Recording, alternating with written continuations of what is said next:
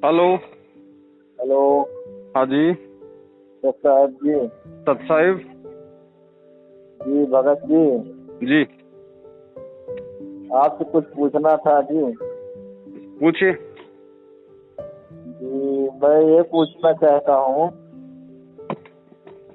आप इतनी वीडियो बनाते हैं, जी, किस उद्देश्य को लेकर बनाते हैं, क्या उद्देश्य है?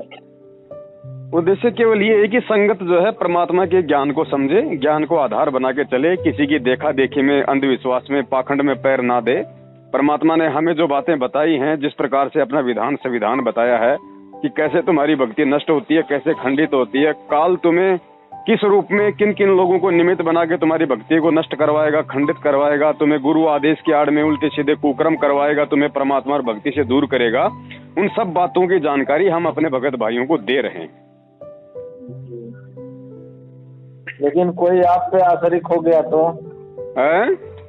कोई आपके ऊपर आश्रित हो गया तो फिर गुरुद्रोही तो हो जाएगा ना। वो उसकी गलती है भगत जी। भगत जी, मार्केट में गोबर भी मिलता है, मार्केट में शहद भी मिलता है, वो तो खाने वाले पे निर्भर करता है ना।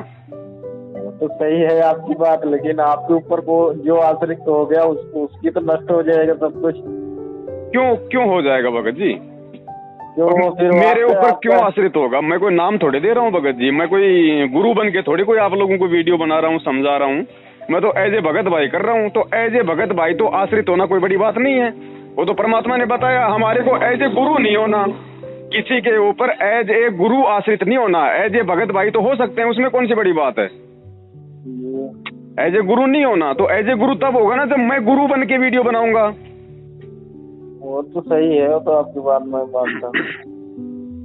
और जिसमें इतना भी ज्ञान नहीं है फिर वो तो वैसे भी होगा, वो तो मेरे पे नहीं तो किसी और पे हो जाएगा, नकली गुरु पे हो जाएगा। वो तो सही बात है, वो तो बात सही है।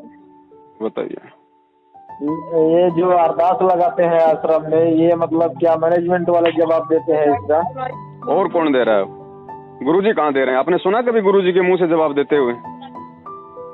लेकिन गुरुजी तो सब कुछ कर सकते हैं, तो एक अरदास का जवाब देने में क्या दिक्कत है? वो तो परमात्मा है, वो तो सब जानेंगे ना मेरे बच्चे ने क्या अरदास लगाई है। भगत जी, गुरुजी सब कुछ कर सकते हैं, लेकिन मैं ये कह रहा हूँ जो अरदास जा रही है, क्या वो गुरुजी के आदेश आ रहे हैं, ये किसको पता है?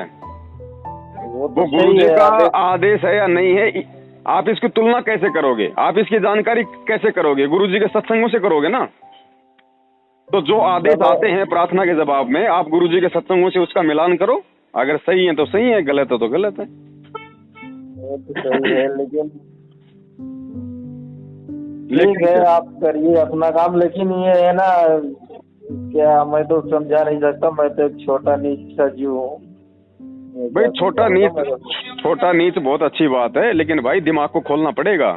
ऐसे कह के हम अपने आप को छुपा नहीं सकते कि मेरे को कुछ नहीं पता, मैं तो बहुत छोटी बुद्धि स्तर का हूँ। परमात्मा बुद्धि तो बड़ी करने आए, यहाँ पे बुद्धि का स्तर खोलने आए ना भाई। वो खोलो ना, फिर वो खोलोगे कब?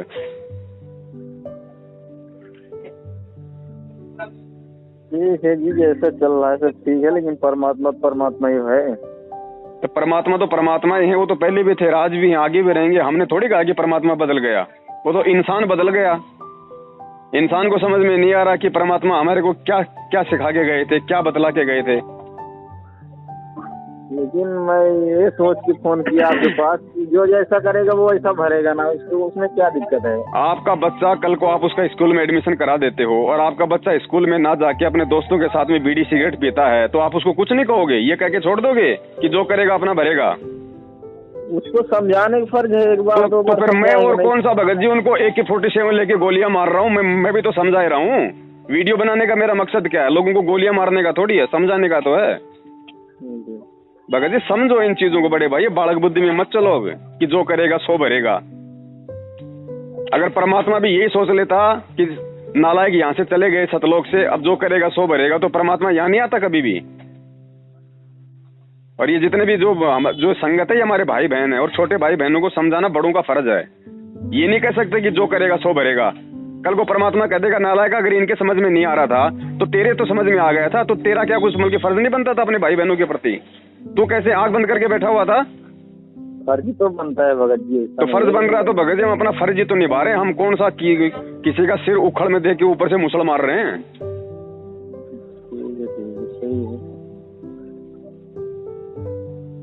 और बताइए।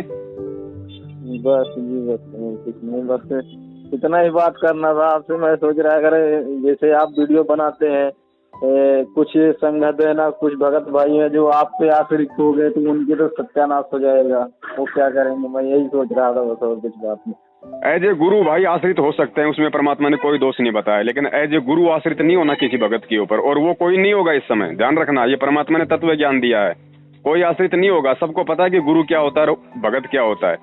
आज से 650 साल पहले हो सकते थे, क्योंकि उस समय ना तो शिक्षा थी, ना ही परमात्मा ने वो मूल ज्ञान खोल के बताया था। लेकिन आज परमेश्वर ने हर तरीके से समझा दिया जीव को।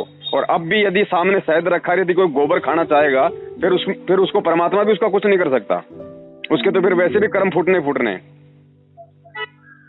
अच्छा, इस टाइम गुरुजी से मिलना मुश्किल है भाई। जब आप कह रहे हो परमात्मा अंतर्यामी है, सब कुछ कर सकता है, तो फिर आपके लिए कौन सा भगत जी मुश्किल बात है? मिला क्यों नहीं जा सकता? वो तो सही है आपकी बात। मिल लो, जिसकी इच्छा होनी चाहिए, जिसकी इच्छा है वो मिल सकता है। परमात्मा क्यों नहीं उसको मिलने देगा? कोई भी रास्ता खोल देगा परमात्मा उसके लिए। इच्छा होनी चाहिए ना जीव की। अगर आपकी इच्छा भक्ति करने की है तो परमात्मा धीरे धीरे रास्ता खोलता कि नहीं खोलता? जी खोलता है, वो तो रास्ता खुद ही बनाएगा। तो जब किसी की इच्छा ही नहीं है मिलने की, तो परमात्मा क्या करेगा? ठीक है भगत जी, फिर जरूरत पड़ेगी तो मैं फोन करेगा इसी नंबर से। सत साहेब जी, सत साहेब।